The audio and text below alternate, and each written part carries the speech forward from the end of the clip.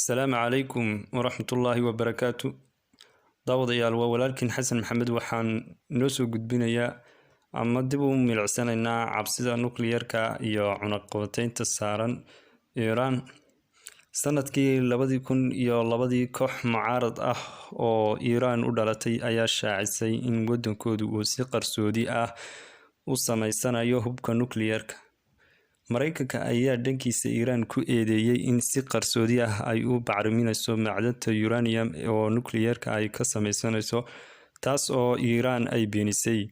Waxay arintaa dhalisay ilaa 10 sano oo hab diblomaasiyadeed iyo isku dayo Iran lagula hadlay oo ay sameysay laanta la socodka hubka nuclearka ee qaramada midoobay.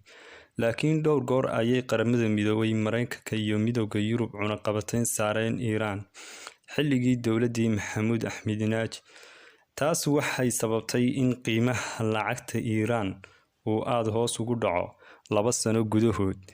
2013 ilaa 2016 xiriir dhow iyo heshiis nuclear bishii September, bil kadib markii la doortay madaxweynaha qunyar socodka ah ee Iran Xasan Ruuxaani. Isaga iyo madaxweynihii Mareykanka Barack Obama waxay ku wada hadleen khadka telefoonka. Waxay ahayd markii ugu horeysay muddo 30 sano ah oo laba hogaamiye oo Iran iyo Mareykanka matalaya ay wada hadlaan. 2015 kadib dhaqdhaqaaqyo xoog leh oo diblomaasiyadeed, Iran waxay aqbashay heshiis muddo dheer soconaya oo la xiriira hubkeeda nuclearka. Waxaa heshiiska ka qayb ka ahaa Mareykanka, Britain, Faransiiska, Shiinaha, Ruushka iyo Jarmalka. heshiiska waxaa ka mid ahaa in Iran ay aqbashay yareynta dhaqdhaqaaqeeda nuclearka iyo in kor joogto caalami ah ay u ogolaato in dalkeeda ay ku noqdaan ayna la socdaan hubkeeda. taas waxaa looga bedeshay in cunaqabataynta dhaqaalaha laga fududeeyo. 2019 qalalaasaha gacanka Carabta. bishii May 2018 madaxweynaha Mareykanka Donald Trump wuxuu ka baxay heshiiskii nuclearka Iran, wuxuuna dib u soo celiyay cunaqabataynta dhaqaalaha ee dalka saaran. Wuxuu sidoo kale ku hanjabay in tallaabo mid la mid ah uu ka qaadayo dalalka iibsada shidaalka Iran soo saarto. Kadib dhaqaalaha Iran ayaa xaalad adag galay. Xiriirka Iran iyo Mareykanka ayaa sii xumaanayay tan iyo bishii May 2019 markii Mareykanku uu adkeeyay cunaqabataynta saaran Iran, isagoo si gaar ah u eegtay dhoofinta shidaalka ee dalkaas. Iran waxay dhankeeda bilowday olole ay cadaadiskaas iskaga caabinayso.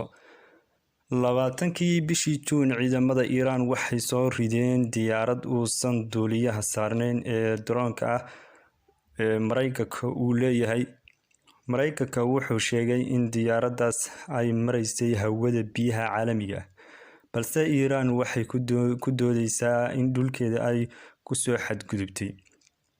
bishii July waxaa dib u bilowday go'aamada iyo go'aanshaha dib u soo celinta heshiiska nuclearka.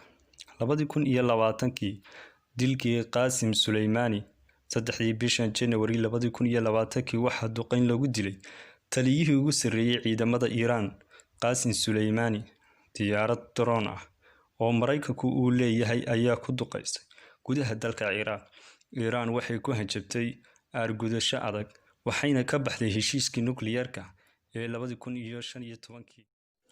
waxaa jimcihii la soo dhaafay la khaarijiyay Muhsin Fakhrizadeh, ninkii ugu sarreeyay saynisyahanada nuclearka ee Iran. waa saynisyahankii ugu caansanaa ee barnaamijka nuclearka. iyadoo ay sidaasi tahay, Iran waxay ku goodinaysay inay aarsan doonto. hase ahaatee, Iran ayaa u muuqata mid eber ah, amnigeeda guduhuna uu jilicsan yahay. inahaas ayuu ku egyahay mawduuceen. fadlan haddaad ku cusub tahay kanaalka subscribe dheh, fideogana sii share gala, like na saar. Wassalaamu calaykum waraxmatullaahi wabarakaatuh.